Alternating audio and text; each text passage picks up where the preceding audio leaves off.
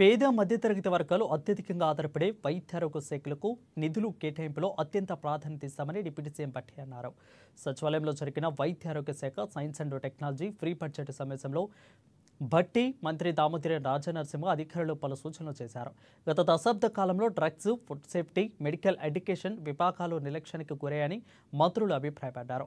ప్రజాప్రభుత్వంలో ఈ 3 విభాగాలకు ప్రాధాన్యత ఇచ్చి రాబోయే రోజుల్లో బలోపేతం చేస్తామని తెలిపారు.